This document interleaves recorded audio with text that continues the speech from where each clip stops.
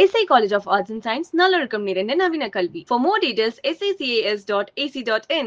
ஜெயச்சந்திரனின் அடடா audio offer 5 முதல் 70% வரை டிஸ்கவுண்ட். பாரம்பரியமான சுவையான புது அறிமுகம் KTV True Value Bronadial. செல்வி ரோல் பண்ணதை வச்சு தான் இப்போ எல்லா சீரியலுமே எல்லா இதுலையுமே வேலைக்காரிக்கு இம்பார்ட்டன்ட் கொடுத்தேவும் கதை போகுது. என் பையன் ஆகாஷ்க்கு இவங்க இனியா பாப்பாவை கொடுக்குறீங்களாம்மா கேட்கும்போது உண்மையிலேயே அழுதுட்டேன். ஞாபகமெல்லாம் இருக்கா? ஞாபகம் வருதா? என்ன மீனா இப்படி சொல்றீங்க? நான் டெய்லி எவ்வளவு மிஸ் பண்றேன் தெரியுமா? அது விவரம் தெரியாத வயசுல கல்யாணம் ஆயிடுச்சு. 15 வயசுலயே கல்யாணம். நம்மளுக்குள்ள ஒத்து வரலையா என்னன்னு தெரியல. அவங்க போய் வேற கல்யாணம் பண்ணிட்டாங்க. கல்யாணம் பண்ணி அவங்களுக்கு 2 பிள்ளை. நான் பிறந்து 1.5 வயசுல எங்க அப்பா இறந்துருக்காங்க. 19 வயசோ 20 வயசோ தான் எங்க அம்மா விடோவாகும்போது. ஸோ உங்களுக்கு மேரேஜ் லைஃப் சரியில்லை அப்படின்னு தெரிஞ்ச போது அம்மாவோட மனநிலை எப்படி இருந்தது? என்னோட லைஃப்பை நினச்சி என்னைய நினச்சிதான் எங்கள் அம்மாவுக்கு ரொம்ப உடம்பு முடியாது. அவங்களுக்கு அதான் லங்ஸில் கேன்சர். அம்மா 2004 அம்மா. ஆனால் இந்த மாதிரி வந்து நான் இப்படி இருக்கேன்னு இருந்தால் எங்கள் அம்மா இருந்திருந்தாங்கன்னா இன்னும் ரொம்ப நல்லா இருந்திருக்கும். எங்கள் அம்மா ரொம்ப ஹலோ ஆல், இன்னைக்கு என் கூட இருக்கிற பர்சனை பற்றி சொல்லணும்னா நம்ம வீட்டில் இருக்கிற ஒரு பர்சன் இவங்கன்னே சொல்லலாம். எஸ், கம்பம் மீன் அவர்கள் என் கூட இருக்காங்க. வணக்கம் மேம். வணக்கம் பவித்ரா, எப்படி இருக்கீங்க? ஓ, ரொம்ப நல்லா இருக்கேன். நீங்கள் எப்படி இருக்கீங்க மேம்? ரொம்ப ரொம்ப நல்லா இருக்கேன் மேம். உண்மையிலே உங்களை நாங்கள் கொஞ்சம் மிஸ் பண்ணிட்டு இருக்கோன்னே சொல்லலாம். ஏன்னா டெய்லி நம்ம இந்த டைமுக்கு பார்க்குற ஒரு பர்சனை நம்மளால் பார்க்க முடியலையே. செல்வி, ஏன்னா இப்போ நிறைய பேர் உங்களுக்கே தெரிஞ்சிருக்கும், உங்களை செல்வின்னு தான் நிறைய பேர் கூப்பிட்டுருப்பாங்க, கம்பம் மீனாவும் மறந்துட்டு இருப்பாங்க. ஸோ ஆஃப்டர் பாக்கியலட்சுமி எப்படி மேம் போயிட்டுருக்கு? ஆஃப்டர் பாக்கியலட்சுமி எனக்கு எம்டியாக போயிட்டுருக்கு. ஆனால் ரொம்ப மிஸ் பண்ணுறேன். செல்வியாகவே ஒரு கேரக்டரில் அப்படியே ட்ராவல் பண்ணிட்டோம் 6 வருஷமாக. இப்போ ரொம்ப ரொம்ப ரொம்ப ரொம்ப மிஸ் பண்ணுறேன். எங்கே போனாலும் செல்வி அக்கா செல்வி அக்கான்றாங்க. செல்வி ஐயோ வந்து கட்டி பிடிச்சிக்குவாங்க. சூப்பராக நடிச்சிருக்கீங்க, சூப்பராக இருந்தது, சூப்பராக இருந்ததுன்னு. இப்போ தான் ஒரு சூடு பிடிச்சி அப்படியே வருது. இன்னும் கொஞ்ச நாள் போயிருந்தா நல்லா இருக்குமே அப்படின்னு தோணுது. 6 வருஷம் ஆயிடுச்சுல பாக்கியலட்சுமி. ஸோ அதை ஃபஸ்ட் டே ஷூட் அது ஞாபகம் இருக்கா மேம்? நல்லா ஞாபகம் இருக்குது. ஆக்சுவலி செல்வி ரோலுக்கு வந்து வேறு ஒரு ஆர்டிஸ்ட்டு கமிட் ஆகிடுச்சு. இதுக்கு முன்னாடி ஒரு விஷயம் சொல்லிக்கணும். பாண்டியன் ஸ்டோர்ஸும் பாக்கியலட்சுமி ஒரே ப்ரொடக்ஷன் தான். நான் பாண்டியன் ஸ்டோர்ஸ் பண்ணேன்ல, ஒரே ப்ரொடக்ஷன், ஒரே ரைட்டர் மேடம், எல்லாமே. அதனால் பாண்டியன் ஸ்டோர்ஸில் நான் பண்ணிகிட்டு இருக்கும்போது தான் பாக்கியலட்சுமி 1 to 15, அது 15 to 30 இது ஸ்கெட்யூல் போட்டு பாக்கியலட்சுமி லான்ச் பண்ணாங்க. ஒரு ஆர்டிஸ்ட்டும் வந்து செல்வி ரோலுக்கு ஃபஸ்ட்டு டே நடிச்சிட்டாங்க. அன்னைக்கேவும் நடித்த அன்னைக்கேவும் உட்காந்து பேசிகிட்டு இருந்திருக்காங்க. ஷூட்டை ஆரம்பித்த அன்னைக்கேவும் எங்கள் ப்ரொடியூசரு, ரைட்டர் மேடம் எல்லாருமே உட்காந்து, டைரக்டர் எல்லாருமே உட்காந்து பேசிகிட்டு இருந்திருக்காங்க. அப்போ அவங்களுக்கு தோணியிருக்க, எங்கள் ப்ரொடியூசர் சார் சொல்லியிருக்காங்க, வீனஸ் இன்ஃபோடெயின்ட் தான் 2 சீரியலோட ப்ரொடியூசரு. அவங்க என்ன பண்ணியிருக்காங்க, நம்ம ஏன் இந்த செல்வி ரோலுக்கு வந்து கம்பம் மீனா மேடத்தை நடிக்க வைக்கக்கூடாது? அவங்களோட ஸ்லாங்கு அந்த ஒரு இது ஊர்க்காரவங்க மாதிரி கொஞ்சம் நல்லாயிருக்கும். இப்போ நடித்தவங்க கொஞ்சம் ஸ்டைலிஷாக இருக்காங்க அந்த ஹவுஸ்மேட் ரோல்னால அப்படின்னு சொல்லியிருக்காங்க. ஆமாம் இல்லை அப்படின்னு எங்கள் ரைட்டர் மேடமும் ஆமாம் அவங்க நடித்தாங்கன்னா இன்னும் நல்லாயிருக்கும், வர சொல்லுவோம் அப்படின்னு சொல்லிட்டு என்னை ஷூட்டெல்லாம் நடந்துருச்சு. ஈவினிங் ஒரு 4 o'clock 4:30 போல் எனக்கு கால் பண்ணி மேனேஜர் எங்கள் பாபு சார் கால் பண்ணி, எங்கே மேடம் இருக்கீங்க? எங்கள் வீட்டில் தான் சார் இருக்கேன். ஏன்னா ஒரே டீம் தானே நாங்கள் எல்லோரும். ஆல்ரெடி பாண்டியன் ஸ்டோர்ஸ் பண்ணிகிட்ருக்கோம்ல. வீட்டில் இருக்கேன் சார்னு, கொஞ்சம் இந்த இடத்துக்கு வந்துட்டு போங்க நாங்கள். அப்போ சும்மா ஒரு ரோல் இருக்குது, சும்மா வாங்கன்னு தான் சொன்னாங்க. ஒரு செலக்ட் ஆகுறீங்களான்னு தெரியாது, வாங்க பார்க்கலான்னு போன உடனே அன்னைக்கு நடித்தேன். ஃபஸ்ட்டு எபிசோடு ஃபஸ்ட்டு நான் அந்த செல்வி ரோலுக்கு என்ட்ராகும்போது பார்த்தீங்கன்னா இதே சேம், எதுவுமே கெட்டப் சேஞ்ச் எதுவுமே இல்லை. நான் போனதே அப்படி சும்மா தலையை பின்னி போட்டுட்டு ஒரு அந்த வீட்டில் இருக்கிறவங்க மாதிரி சேரீ கட்டிட்டு அக்கா கூட பேசி நடித்தேன். அது ஓகே அப்படியே ஓகே ஆகி அப்போ இருந்து ட்ராவல் பண்ணேன். அதுக்கப்புறம் மறுநாள்லேருந்து ஷூட் போகும்போது தான் செல்விக்கான கொஞ்சம் ட்ரேட் மார்க்கெல்லாம் பாசி, அந்த கருப்பு பாசி எனக்கு அது ஆமாம், அதை நான் ரொம்ப மிஸ் பண்ணுறேன். அதை நான் இன்ஸ்டாவில் கூட போட்டிருந்தேன். கருப்பு பாசி, என்னோடய தோடு. 6 வருஷமாக ஒரே இது தான், நான் எதுவுமே மாற்றவே இல்லை. ஏன்னா எல்லாருமே இந்த சீரியல் பார்க்கும்போது நம்மளுக்கும் இந்த மாதிரி ஒரு செல்வி இருந்தால் நல்லா இருந்திருக்குமே அந்த ஒரு ஆசை. ஏன்னா வந்து செல்வி அப்படிங்கிறது வந்து அந்த ஒரு மெய்டியும் தாண்டி அந்த வீட்டில் ஒரு ஆளாகவே இருப்பாங்க. ரொம்ப துருன்னு பேசுவாங்க. பாக்கியலட்சுமி அவங்க அம்மா கிட்ட திட்டு வாங்கிட்டு ஆனாலுமே நீங்கள் கம்மனி இருங்கம்மா அப்படிலாம் சொல்லி பேசுவாங்க. அதெல்லாம் எல்லாருக்குமே ரொம்ப பிடிச்ச ஒரு கேரக்டர். இன்னொரு விஷயம் இதில் என்ன அப்படின்னா, செல்வி ரோல் வந்து அந்த ஹவுஸ்மேட் ரோல் வந்து இவ்வளோ பெரிய இதெல்லாம் கிடையாதான். எனக்கு அவங்க சொல்லி தான் எனக்கும் தெரியும். கிடையாது, நாங்கள் ஒரு வேலைக்காரி அந்த வீட்டில் இருந்தால் நல்லாயிருக்கும் அப்படிங்கிறதான் பண்ணோம். அதுக்கப்புறம் என்னோட இந்த ஸ்லாங் எல்லாருக்கும் பிடிச்சி போய் பேசுனது வச்சது எல்லாம் இதானோடனே அதை அப்படியும் ட்ராவல் பண்ணி பெரிய லெவலில் வந்திருக்கு. இதை இன்னொன்று சொல்லிடுறேன். இப்போ சீரியல் முடிஞ்சு எனக்கு வந்து வேறு ஒரு இதுக்காக கால் பண்ணி அப்படி பேசினாங்க. இந்த மாதிரி நீங்கள் செல்வி ரோலில் பண்ணியிருந்தீங்க, ரொம்ப சந்தோஷம், ரொம்ப நல்லா இருந்தது, உங்களோட கிளைமேக்ஸ் அவங்க கொண்டு வந்திருந்ததும் நல்லா இருந்தது, ஒரு வேலைக்காரி ரோலுக்கு இவ்வளோ இம்பார்ட்டன்ட் கொடுத்து வந்திருக்காங்க, நல்லா இருந்தது. இதெல்லாம் விட முக்கியமாக உங்கள்கிட்ட ஒரு விஷயம் சொல்லணும். என்ன அப்படின்னு கேட்டால், உங்களை வச்சு தான், நீங்கள் இந்த செல்வி ரோல் பண்ணதை வச்சு தான் இப்போ எல்லா சீரியலுமே எல்லா இதுலேயுமே வேலைக்காரிக்கு இம்பார்ட்டன்ட் கொடுத்தேவும் கதை போகுது. இதுக்கு முன்னாடி ஒரு வீட்டில் வேலைக்காரி இருந்தாங்கன்னா அவங்க இருப்பாங்க, ஒரு சைடில் அவங்க வாட்டுக்கு இருப்பாங்க, வருவாங்க, அப்படி தான் இருந்தது. பாக்கியலட்சுமியில் நீங்கள் பண்ண ரோல்னால தான் இப்போ வேலைக்காரிங்கிற ரோலும் இம்பார்ட்டன்ட் அப்படின்னு சொல்லி சினிமாவில் வந்திருக்கு, சீரியல்ஸ் இதில் பண்ணுறாங்க. உண்மையிலே வாழ்த்துக்கள்னு விஷ் பண்ணாங்க. அது எனக்கு ரொம்ப சந்தோஷமாக இருந்துச்சு. உண்மையே அதுதான். அதுக்கப்புறமா நான் 2-3 சீரியல் பார்க்கும்போது பார்த்தீங்கன்னா அந்த வேலைக்காரங்க ரோல் வந்து ரொம்ப நல்லா இருக்குது, நான் பார்த்தேன். அது வந்து இன்னொரு விஷயம் என்னன்னா, பாண்டியன் ஸ்டோர்ஸ் 1 போயிட்டு இருந்தப்போ சரி, பாக்கியலட்சுமி அப்பவும் போயிட்டு இருந்தது. அந்த டைமில் பார்த்தா மகா சங்கமம் சொல்லிட்டு 2 பேருமே ஒரே இதில் வந்து கம்பைன் ஆகிற மாதிரி இருக்கும். அதில் காமனாக 2 பேர் ஒர்க் பண்ணுறாங்க பார்த்தா, ஒன்று வந்து நீங்கள், இன்னொன்று வந்து ரோசையா சார் வந்து இருந்தார். ஸோ அந்த டைம் நான் பார்ப்பேன் அந்த சீரியல். அப்போது நான் இந்த ஃபீல்குள்ளே இல்லை, அப்போவே நான் வந்து பார்த்துட்டு இருந்தேன். அப்பெல்லாம் எப்படி வருவாங்க கஸ்தூரி வந்து செல்வியை எப்படி வருவாங்க, என்ன ஆக போகுது அப்படிலாம் நான் யோசிச்சுட்டு இருந்தேன். அந்த டைமில் எப்படி மேம் இருந்தது? சங்கமத்தில் வந்து நான் கஸ்தூரியா, பாண்டியன் ஸ்டோர்ஸ் கஸ்தூரியா தான் வந்தேன். அப்போ எப்படி கொண்டு வந்துட்டாங்கன்னா, செல்வி வேறு யாரும் இல்லை, என் தங்கச்சி தான், அக்கா தங்கச்சி தான். நாங்கள் அவள் பாவம் குடியாரனை கல்யாணம் பண்ணிக்கிட்டு ரொம்ப கஷ்டப்படுறா அப்படிங்கிற மாதிரி கஸ்தூரி பேசுவா. பேசி ரொம்ப கஷ்டப்படுறா அவள் அப்படி இப்படின்னு சொல்லி அந்த மாதிரி. இன்னொரு நாள் வரும்போது நான் செல்வியை பார்க்கணும் வைக்கணும் அப்படி. ஏன்னா அது லாக்டவுன் டைமு ஹைதராபாத்தில் ஷூட் நடந்துச்சு. அங்கே வச்சு இந்த டைலாக்லாம் பேசி சங்கமம் பண்ணோம். அந்த டைமில் தான் நான் கஸ்தூரியாக தானே போயிருந்தேன். கோபி சார் நானும் ஒரு ரீல்ஸ் போட்டோம், நீங்கள் பார்த்தீங்களா? அது பார்த்துருப்பேன், எனக்கு சரியாக ஸ்ட்ரைக் ஆகல. ஓகே, என்னாச்சு? இப்போ நான் 2-3 நாளைக்கு முன்னாடி அதை போஸ்ட் போட்டிருந்தேன். தொட்டால் பூ மலர்னு ஒரு பாட்டு. நானும் கோபி சாரும் கேரவனுக்குள்ளே அந்த சாங் பண்ணி எல்லாம் பார்க்குறவங்களுமே ஷாக்கு. செல்வி ஒரு வேலைக்காரி ரோல் பண்ணுறாங்க, அது சிம்பிளாக வேறு மாதிரி இருப்பாங்க, என்னடா இப்படி ஆடி இருக்காங்க அப்படின்னு சொல்லிட்டு அது அந்த ரீல்ஸ் பண்ணோம். பயங்கரமாக வியூஸ் நிறையா போச்சு. சீரியலோட லாஸ்ட் எபிசோடில் வந்து ஒருத்தருக்கு அவங்களோட ஸ்டோரியை வந்து அவங்களே சொல்கிற மாதிரி இருந்தது. அதில் வந்து உங்களோட ஸ்டோரி வந்து ரொம்பவே ஒரு ஹார்ட் மெல்ட்டான ஒரு ஸ்டோரியாக இருந்துச்சு. அது ஏன் நான் ஃபீல் பண்ணுறேன்னா, ஏன்னா ரியல் லைஃப்லேயும் ஒரு சிங்கிள் பேரண்டிங்காக இருந்திருக்கீங்க, அண்ட் வந்து ரீல்லையுமே ஒரு சிங்கிள் பேரண்ட்டாக இருந்திருக்கீங்க. ஸோ அதை நீங்கள் சொல்லும் போது ரொம்ப உங்களுக்கு ரிலேட்டபிளாக இருந்துச்சோ, அதை நீங்கள் வந்து ரொம்ப ஃபீல் பண்ணி சொன்ன மாதிரி இருந்தது. அந்த போர்ஷன் பற்றி சொல்லுங்கள்.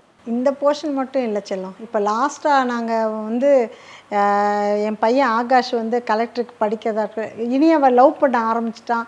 அதுக்கப்புறம் நிறைய சீன்ஸ் எங்களுக்கு சென்டிமெண்ட்டாக நிறையா போயிட்டு இருந்துச்சு. அந்த என் பையனை அடிச்சிட்டாங்க வச்சிட்டாங்கும்போது அழுகும்போதும் சரி, அது எல்லாருமே நிறைய பேர் சொன்னாங்க ரியலாக இருந்துச்சு, ரொம்ப நல்லா பண்ணீங்க அப்படின்னு.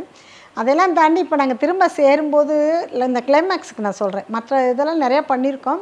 கிளைமேக்ஸில் நிறைய டைலாக்ஸு, அது எங்கள் டைலாக் பேப்பர் ஃபஸ்ட்டு எங்களுக்கு அனுப்பிடுவாங்க. அது படிக்கும்போதே நான் அழுதுருக்கேன்.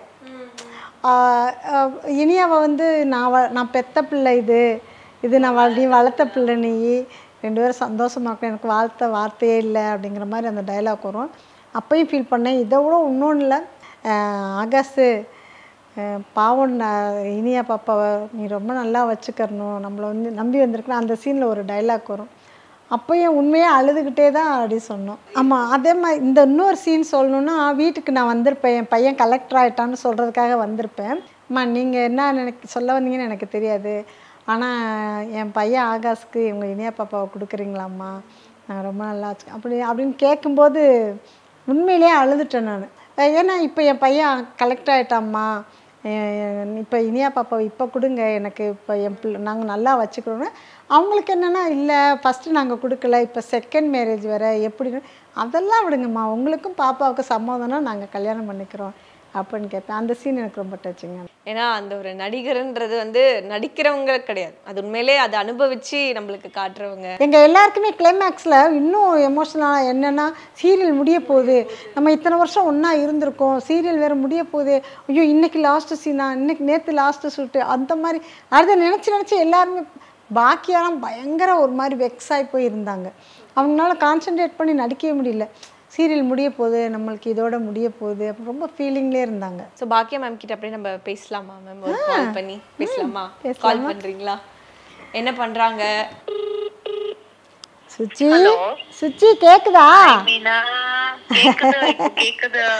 என்ன செல்லம், என்ன பண்றீங்க? நல்லா இருக்கேன் சுச்சி, நீங்க எப்படி இருக்கீங்க? நல்லா இருக்கேன் மீனா. எங்க ஊர்லயா? ஆமா, ஊர்ல தான் இருக்கேன். ரொம்ப மிஸ் பண்றேன் நானு. என்ன பண்றீங்க? ஆமா, ப்ராஜெக்ட்காக வெயிட் பண்ணிட்டு இருக்கேன். ஓகே ஓகே ஓகே செல்லம். ஞாபகம் எல்லாம் இருக்கா? ஞாபகம் வருதா? என்ன மீனா இப்படி சொல்றீங்க? நான் டெய்லி எவ்வளவு மிஸ் பண்றேன் தெரியுமா? நிஜமா மிஸ் பண்ணிட்டேன். சரி, சாருக்கு டெய்லி அடிச்சிட்டு இருப்பேன், சார் ரொம்ப மிஸ் பண்றேன் சார் அப்படின்னு சொல்லி. ஆமா சுச்சி, எல்லாருமே ரொம்ப மிஸ் பண்றோம். ஆனா அப்ப இருக்கும்போது கூட நம்மளுக்கு அவ்வளவா தெரியல அப்படி இப்படின்னு. இப்ப எல்லாருமே நினைச்சு ரொம்ப ஃபீல் பண்றோம், கஷ்டமா இருக்குல்ல? ஆமா.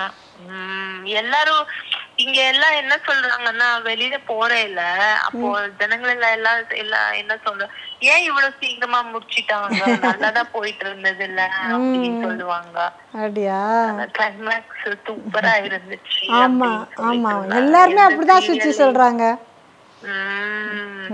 கிளைமேக்ஸ் சூப்பர் சூப்பர்னு எல்லாரும் எண்டு செம்மையா கொடுத்துட்டீங்க அப்படின்ட்டாங்க எல்லாருமே. கம்மிங் 20th வந்து நம்ம பாக்கியலட்சுமி எல்லாரும் டீம் எல்லாம் ஏதோ ஃபிக்ஷனில் இப்போ நான் ஃபிக்ஷன் ஏதோ பண்ணுறதா கேள்விப்பட்டேன். 17th அப்படின்னு சொன்னாங்க. 20th 20th தான் சொன்னாங்க எனக்கு. அப்புறம் இது பாக்கியலட்சுமி 2 ஸ்டார்ட் பண்ணுறதா கேள்விப்பட்டேன், தெரியுமா? ஏய் சூப்பர், எப்படி எப்போ ஆரம்பிக்கிறாங்க? தெரியல. நீங்க என்ன இதுக்கு போறீங்கல்ல டப்பிங்குக்கு, அப்போ தெரியும். நமக்கு ஒண்ணும் தெரியாது கம்மா, நான் வேற ஊர்ல இருக்கேனா, எனக்கு சுத்தமா தெரியாது. அப்படிங்களா? சூப்பர் இல்ல? இல்ல அப்ப பேசிக்கிட்டாங்க 2 ஆரம்பிக்க போறதாக. அப்ப பேசணும், நான் தான் டப்பிங் எல்லாமே முடிஞ்சிருச்சு, டெலிகாஸ்டே முடிஞ்சிருச்சுல செல்லம். அப்ப போனது தானே, அதுக்கப்புறம் எதுவும் போகல நானு. அப்ப சொன்னாங்க, ஆனா ஆரம்பிச்சா நல்லா இருக்கும்ல.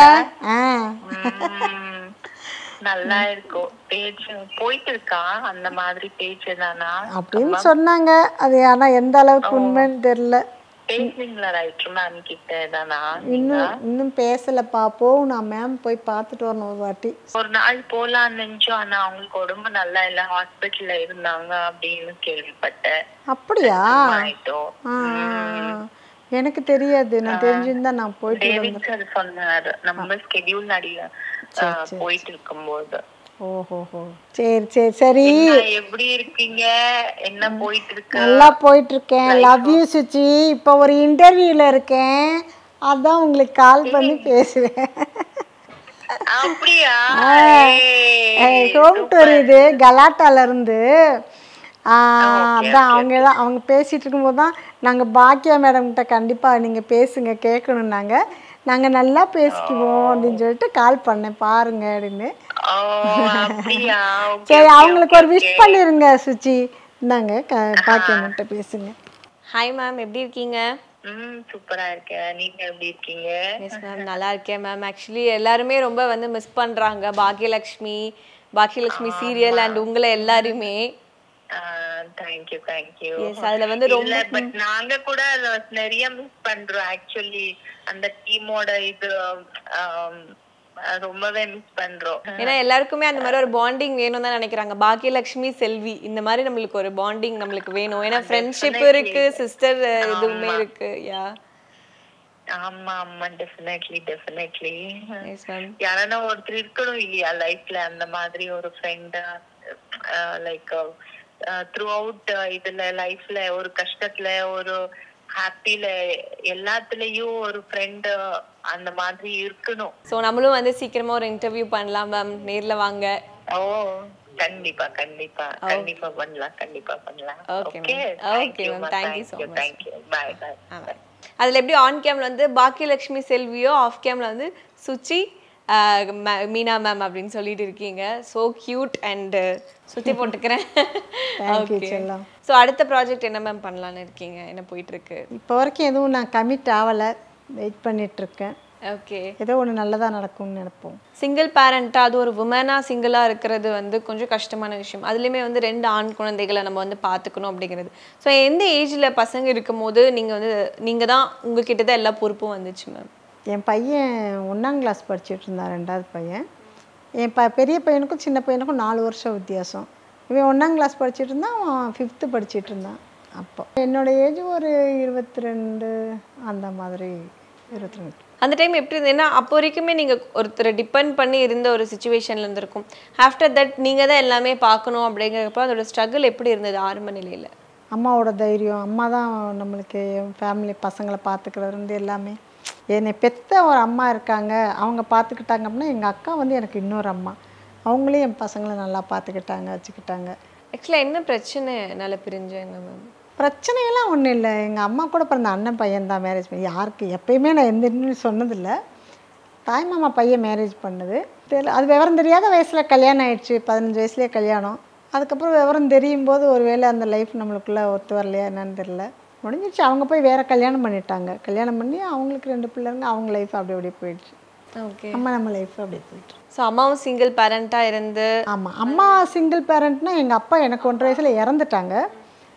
என்னையும் அக்காவையும் அம்மா தான் வளர்த்தது. அப்பாவுக்கு என்ன மேம் ஆச்சு? எங்கள் அப்பாவுக்கு ஏதோ மண்டைக்குள்ளே ஏதோ தலைக்குள்ளே ஏதோ சம் ப்ராப்ளம் வந்து ஹாஸ்பிட்டலில் போய் ஆப்ரேஷன்லாம் பண்ணியிருக்காங்க. கிட்டத்தட்ட 45 வருஷத்துக்கு மேலே ஆயிடுச்சு. அந்த இப்போ ஒரே அது கேன்சராக கூட இருந்திருக்கலாமோ அப்படின்னு இப்போ தோணும், அது தெரில.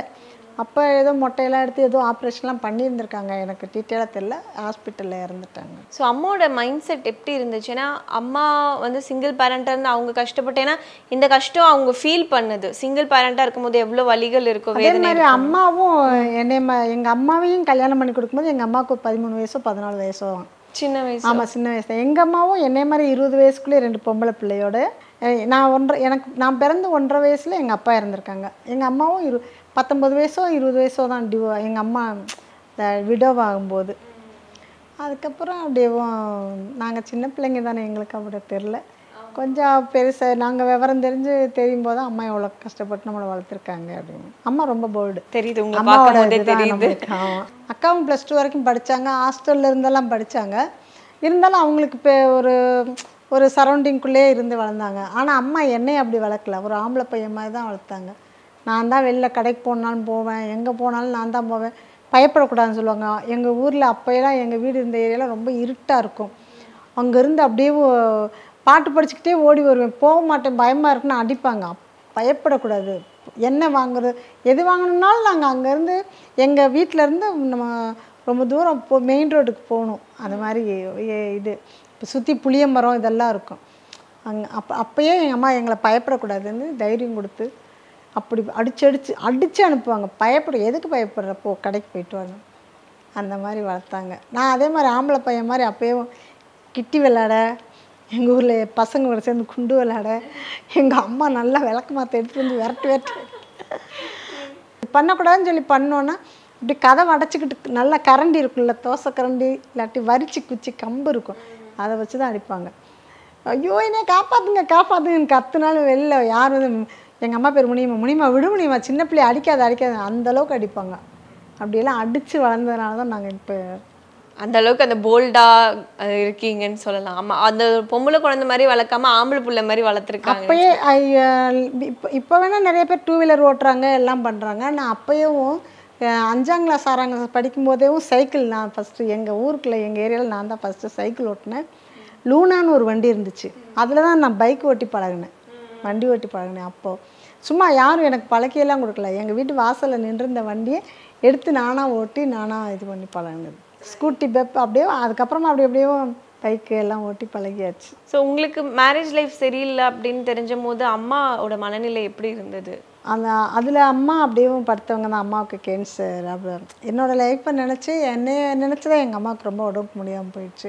என்னடா நம்ம பொண்ணு வாழ்க்கையும் நம்மளை மாதிரி இப்படி ஆயிடுச்சு அப்படின்ட்டு. அப்புறம் அவங்களுக்கு அதான் லங்ஸில் கேன்சர் அம்மாவுக்கு.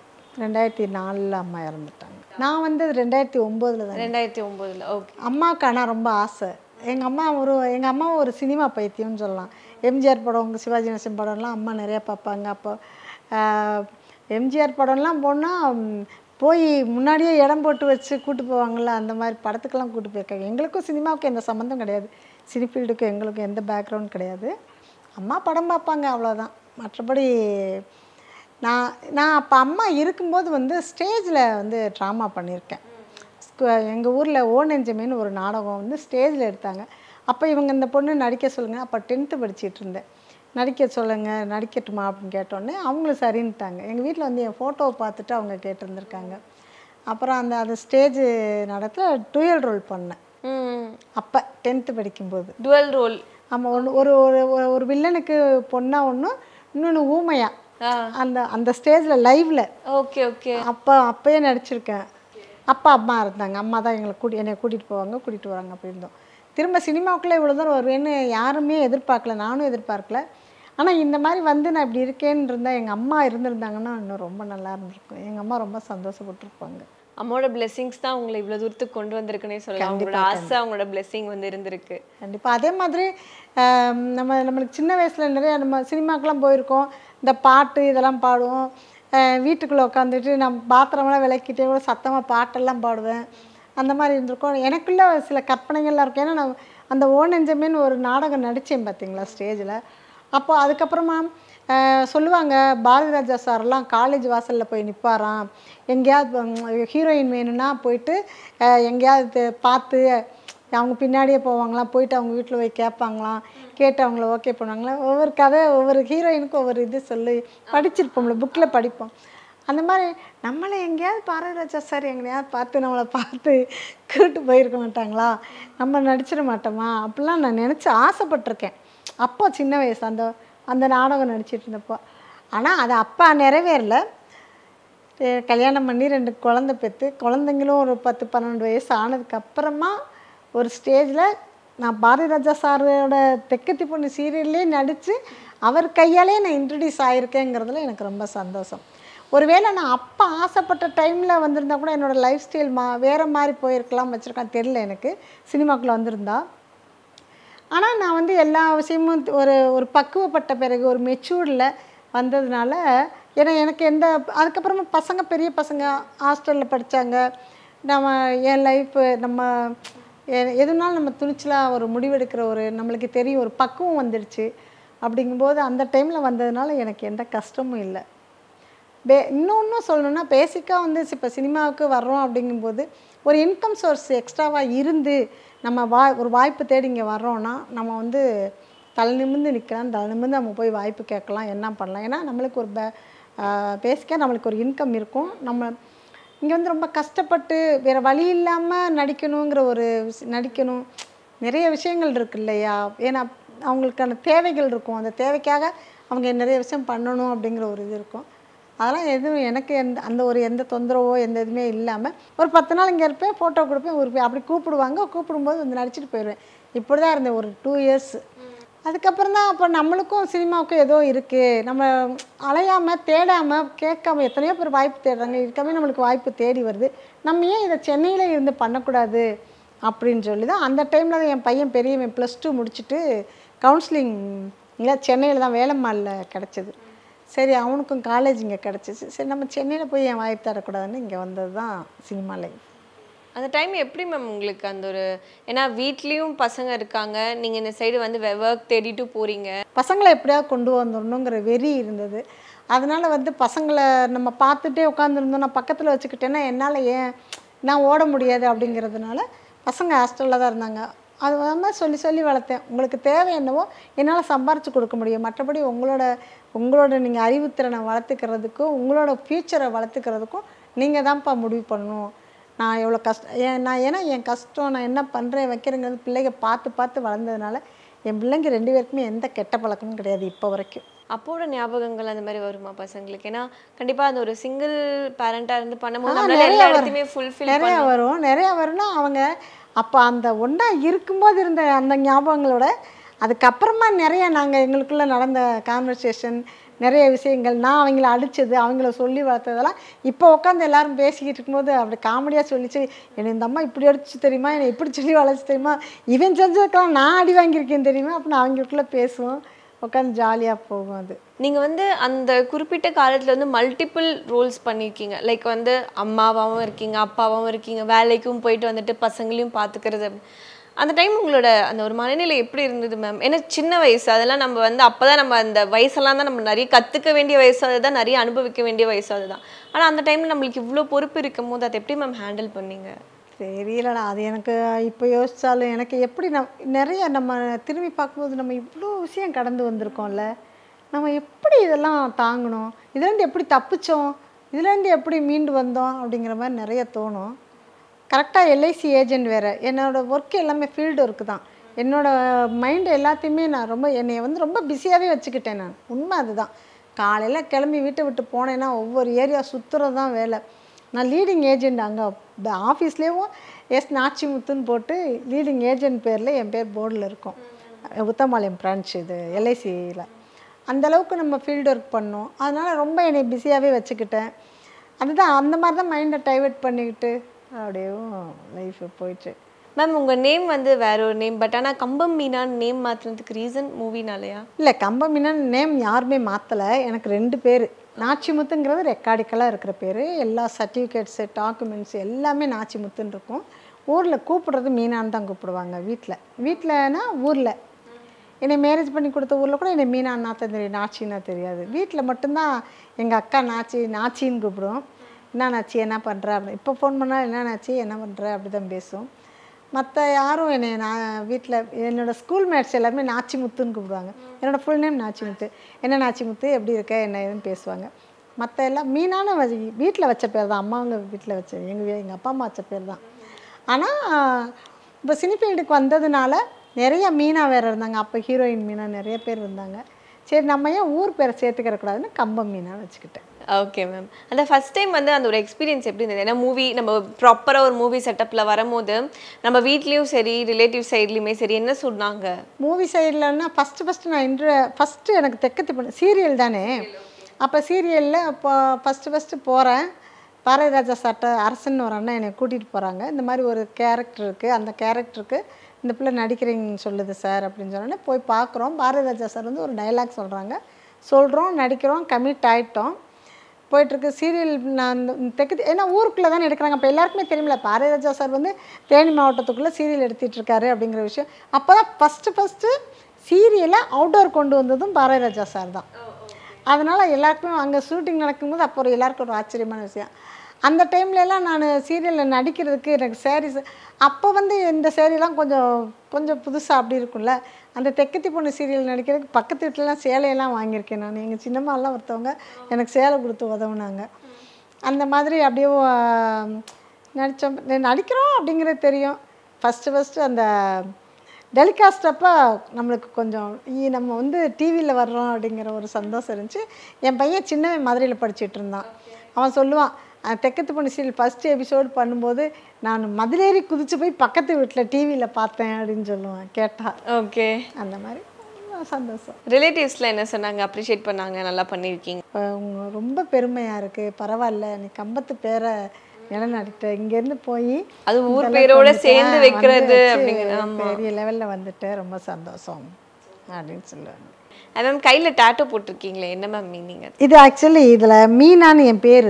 முன்னாடிலாம் குரத்தி இருக்காங்கல்ல, குறவர் குரத்தின்னு சொல்லுவோம். இந்த ஊசி பாசி விற்பாங்கல்ல, அவங்க குத்துவாங்க ஊசியில். அவங்ககிட்ட எனக்கே தெரியாது, சின்ன வயசில் எங்கள் அம்மா இங்கனக்குள்ளே மீனான்னு குத்தி விட்டுருந்தாங்க. சரி இந்த இடத்துல இந்த தொணக்கால் கூட இந்த பாதி இப்படி தெரியும். அப்போ சினிஃபீல்டுக்கு வந்ததுக்கு அப்புறமா அது எனக்கு ஒரு மாதிரி இருந்துச்சு, மீனான்னு நம்ம பேரை நம்ம கையிலேயே பச்சை குத்திக்கிட்டு அலையிறதா அப்படின்னு சொல்லிட்டு. அதனால இங்கே வந்ததுக்கப்புறமா போயிட்டு இதை டேட்டு போட்டேன். பேரை மறைக்கிறதுக்காக போட்டது. நடுவில் மீன் இந்த பக்கம் சும்மா ஒரு டிசைன் போட்டு மறைச்சு. நீங்கள் இன்னொரு டேட்டோ போட்டிருப்பீங்க, பட் அது ஸ்லீவ்லெஸ் போட்டிருந்தா நம்மளுக்கு தெரிஞ்சிருக்கும். இந்த சைடு ஷோல்டர் கிட்ட போட்டிருக்கீங்க. இங்கே வந்து சிவன், சிவனோட கண்ணு, சூலாயுதம், அந்த உடுக்கை இதெல்லாம் அப்படி இங்கே இருக்கும். மேம் இந்த ஜென்ரேஷனில் பார்த்தீங்கன்னா சிங்கிள் பேரண்ட்டாக இருக்கிறதையும் தாண்டி ஒரு பொண்ணு வந்து இண்டிபெண்ட்டாக இருக்கானா நிறைய ஒரு அக்யூசேஷன் வைக்கிறாங்க. பாசிட்டிவாகவும் பேசுகிறாங்க, அதே டைம் இவளால் முடியாதுன்னு சொல்லுவாங்க, இல்லைன்னா இன்னும் கொஞ்சம் தப்பாக கூட பேசுகிறாங்க. இதெல்லாம் பார்க்கும்போது உங்களுக்கு என்ன தோணுது? சிங்கிள் பேரண்ட்டுன்னு இல்லை, எல்லாருமே அப்படி தான் பேசுகிறாங்க. அவங்கவுங்க நம்ம மனசு நம்ம யார் இப்போ எவ்வளோ கஷ்டப்படுறோம், நம்ம இதுக்காக எவ்வளோ மெனக்கடுறோன்றது நமக்கு தான் தெரியும் இல்லையா? நம்ம மற்றவங்க பேசுகிறதையோ மற்றவங்க சொல்கிறத கேட்டுக்கிட்டு இருந்தோன்னா நம்ம முன்னுக்கு போகவே முடியாது. அவங்க பேசுகிறத நம்ம காது கொடுத்து வாங்கவே கூடாது. நம்மளுக்கு எது சரின்னு படுதோ அதை செஞ்சுட்டு போயிட்டே இருக்கணும், அவ்வளோதான். ஓகே மேம், ரொம்ப சிம்பிளாக சொல்லிட்டீங்க. நான் அதே சொல்லுவாங்க, யார் ரொம்ப அந்த வலி அனுபவிச்சாங்களோ, யார் அந்த கஷ்டத்தை அனுபவிச்சாங்களோ, போயா நீ சொல்லிட்டு போ, நான் பண்ணுறது எனக்கு தெரியும் அப்படின்வாங்க. ஸோ அதே நம்மளை ட்ரிகர் பண்ணுவாங்க, அது இதுன்னு சொல்லி எதாவது சொல்லி ட்ரிகர் பண்ணுவாங்க நம்மளுக்கு. அப்போ அதை நினச்சிட்டு நம்ம உடஞ்சி போயிடக்கூடாது. அதை நினச்சிட்டு நம்ம உட்காந்தோம்னா நம்ம வாழ முடியாது. பேசுகிறவங்க எல்லோரும் வந்து நம்மளுக்கு சப்போர்ட் பண்ணிட மாட்டாங்க. பேசுகிறவங்க எல்லோரும் வந்து நம்ம குடும்பத்தை பார்த்துட மாட்டாங்க. என் பிள்ளைங்களுக்கு நான் கரெக்டாக இருக்கிறேன்னா அவ்வளோதான், நம்மளுக்கு சரின்னு படுதா அவ்வளோதான். ஸோ எஸ், நிறைய விஷயங்கள் வந்து நம்ம பகிர்ந்துக்கிட்டோம். அண்ட் சீக்கிரமாக வந்து கம்பேக் கொடுங்க. அகெயின் அவங்கள வந்து படத்துலையும் சீரியல்லையும் பார்த்துட்டே இருக்கணும். Thank you so much for your time ma'am. Thank you செல்லம், thank you so much. SI College of Arts and Science நல்லொழுக்கம் நிறைந்த நவீன கல்வி. For more details sacas.ac.in. ஜெயச்சந்திரனின் அடடா ஆடியோ ஆஃபர் 5 முதல் 70% வரை டிஸ்கவுண்ட். பாரம்பரியமான சுவையான புது அறிமுகம் KTV True Value Grown Tile.